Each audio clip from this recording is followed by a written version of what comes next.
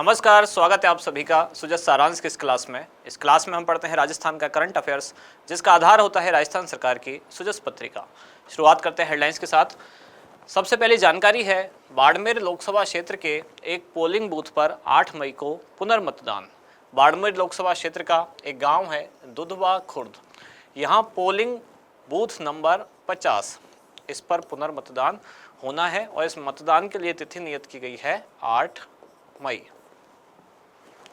अगली जानकारी है, गर्मी से मुकाबले की तैयारी, जिलों में किए जा रहे जरूरी इंतजाम, एडवाइजरी जारी की गई है। हीट वेव को देखते हुए पिछले कुछ दिन से गर्मी लगातार बढ़ती जा रही है, इसके लिए प्रशासन कुछ प्रयास कर रहा है। प्रदेश में समर्थन मूल्य पर सरसों एवं चना की खरीद जारी और इसी संबंध में राजफेड ने बारदाना वजन और नमी पर स्थिति स्पष्ट की है। अगली जानकारी, अक्षय तृतीया पीपल पूर्णिमा पर बाल विवाह की रोकथाम के लिए दिशा निर्देश जारी किए गए। ये भीलवाड़ा जिले की बात हो रही है और न केवल भीलवाड़ा बल्कि अलग अलग जिलों में जिला प्रशासन द्वारा ये प्रयास किए जा रहे हैं। जैसे यहाँ है कोटा जिले से संबंधित जानकारी, कुछ दिन पहले हमने पढ़ा था जोधपुर जिला प्रशासन की पहल। तो अलग अलग जिला प्रशासन द्वारा अपने अपने क्षेत्र में बाल विवाह की रोकथाम के लिए कुछ प्रयास किए जा रहे हैं। जयपुर जहां जेके लोन अस्पताल में प्लाज्मा चोरी प्रकरण में एक जांच कमेटी गठित की गई है और इसके बाद है अनुबंध प्रबंधन और वार्ता कौशल पर एक विशेष प्रशिक्षण कार्यक्रम। ये अब समाप्त हुआ। ये कार्यक्रम किस किस के सहयोग से यानी कि संयुक्त रूप से संचालित हुआ था? एक है राष्ट्रीय विधि विश्वविद्यालय जोधपुर और दूसरा है भारतीय तकनीकी और आर्थिक सहयोग, जो कि भारत सरकार के विदेश मंत्रालय के अधीन काम करता है। इसके बाद आज का इंडेक्स, 3 मुख्य जानकारियां निकल के आती हैं। सबसे पहले है अनुबंध प्रबंधन और वार्ता कौशल पर विशेष प्रशिक्षण कार्यक्रम, 2 सप्ताह तक ये चला कार्यक्रम। अब इसमें क्या क्या हुआ ये देखने वाले हैं। बाड़मेर लोकसभा क्षेत्र के एक पोलिंग बूथ पर पुनर्मतदान हुआ और फिर लास्ट में है बाल विवाह रोकथाम के लिए दिशा निर्देश जारी किए गए। शुरुआत सबसे पहले अनुबंध प्रबंधन और वार्ता कौशल पर विशेष प्रशिक्षण कार्यक्रम। तो ये कब शुरू हुआ प्रशिक्षण कार्यक्रम? ये 2 सप्ताह का प्रशिक्षण कार्यक्रम था, जो कि 23 अप्रैल 2024 से शुरू हुआ और 5 मई 2024 को ये समाप्त हुआ। इसका आयोजन कहाँ हुआ? तो राजस्थान के जोधपुर में राष्ट्रीय विधि विश्वविद्यालय जोधपुर यानी कि NLUJ, national law university Jodhpur, यहाँ इसका आयोजन किया गया था। इसके आयोजक 2 संस्थान रहे, एक तो यही राष्ट्रीय विधि विश्वविद्यालय जोधपुर और दूसरा इसके साथ था भारत सरकार के विदेश मंत्रालय के अधीन काम करने वाला संस्थान भारतीय तकनीकी और आर्थिक सहयोग यानी कि ITEC। कार्यक्रम के संबंध में थोड़ा सा विवरण हम देखते हैं। जैसे कि कार्यक्रम का उद्घाटन किया सर्वोच्च न्यायालय के पूर्व न्यायाधीश, जिनका नाम है हेमंत गुप्ता, इन्होंने कार्यक्रम का उद्घाटन किया था।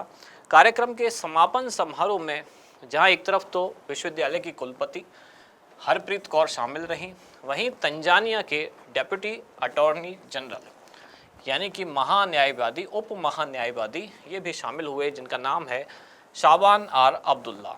ये इसके समापन समारोह में मुख्य अतिथि भी थे, ये इसमें शामिल हुए। प्रशिक्षण कार्यक्रम के दौरान क्या हुआ? अनुबंध प्रबंधन यानी कि कॉन्ट्रैक्ट मैनेजमेंट और वार्ता कौशल यानी कि नेगोशिएशन स्किल, इन दोनों पर ये कार्यक्रम का आयोजन किया गया। यानी कि इन कौशल को कैसे बढ़ाएं, नेगोशिएशन कौशल, बातचीत का कौशल कैसे बढ़ाएं और कॉन्ट्रैक्ट मैनेजमेंट यानी कि अनुबंध प्रबंधन, इन सब के बारे में जानकारी दी गई। अगली जानकारी है बाड़मेर लोकसभा क्षेत्र के एक पोलिंग बूथ पर पुनर्मतदान।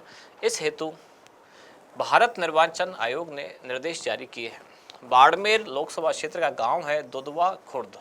इस दुधवा खुर्द के एक पोलिंग बूथ पर पुनर्मतदान होना है। ये बाड़मेर लोकसभा क्षेत्र के अंतर्गत चौहटन विधानसभा क्षेत्र में आता है। मतदान केंद्र संख्या है 50, जिसका नाम है राजकीय उच्च माध्यमिक विद्यालय दुधवा खुर्द। यहाँ पुनर्मतदान किया जाएगा। यहाँ दूसरे चरण में यानी कि 26 अप्रैल 2024 को मतदान हुआ था और अब पुनर्मतदान के लिए जो तिथि रखी गई है ये है 8 मई 2024। अब इस बूथ पर पुनर्मतदान की नौबत क्यों आई?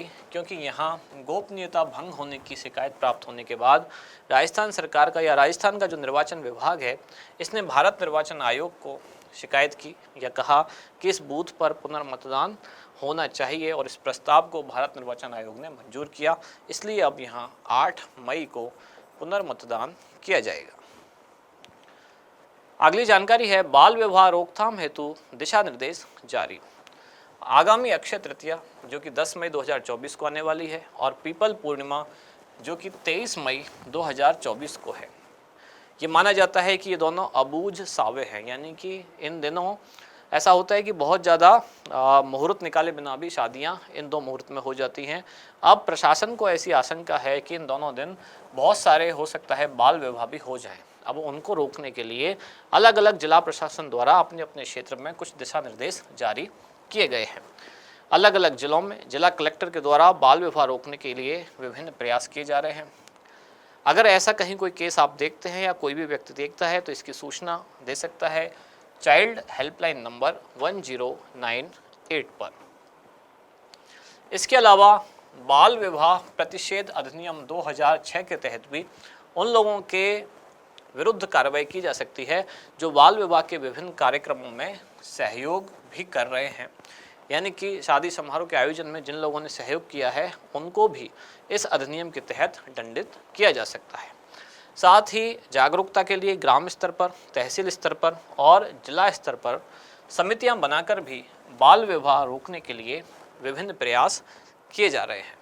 आज का अभ्यास प्रश्न, विदेश मंत्रालय के भारतीय तकनीकी और आर्थिक सहयोग यानी कि ITEC द्वारा निम्नलिखित में से किस संस्थान के साथ मिलकर अनुबंध प्रबंधन तथा वार्ता कौशल पर एक विशेष प्रशिक्षण कार्यक्रम का आयोजन किया गया? आपके ऑप्शन है राष्ट्रीय विधि विश्वविद्यालय जोधपुर, राजस्थान तकनीकी विश्वविद्यालय कोटा, राजस्थान विश्वविद्यालय जयपुर या फिर डॉक्टर भीमराव अंबेडकर विधि विश्वविद्यालय जयपुर।